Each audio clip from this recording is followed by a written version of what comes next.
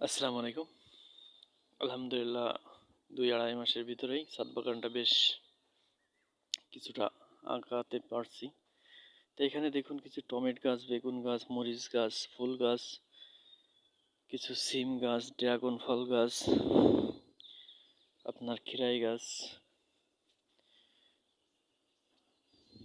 এখানে একটা স্ট্রবেরি গাছ আছে। তো মাশাআল্লাহ যে কোনো জিনিস একটু চেষ্টা করলে ইনশাআল্লাহ আল্লাহ তাতে সফলতা কিছুটা হলেও দেয়। তাই চেষ্টা থাকতে হবে যে কোনো কাজের। এখানে দেখুন আমি কম খরচে বস্তার ভিতরে সকল ধরনের সবজি চাষ করার চেষ্টা করছি, আর খুব সুন্দরভাবে এগুলো মাশাআল্লাহতে হচ্ছে।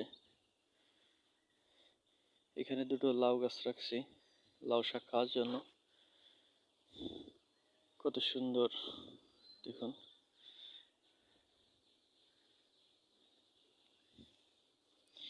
এখানে বস্তায় দেখুন কিছু নাগামরিচ, কেউ বোম্বাই মরিচও বলে থাকে, এবং ওপাশে কিছু সাধারণ মরিচও আছে।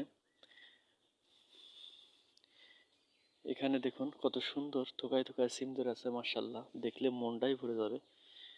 তো এরকম কিছু শাক সবজি আপনারা ছাদ বাগানের চাষ করতে পারেন।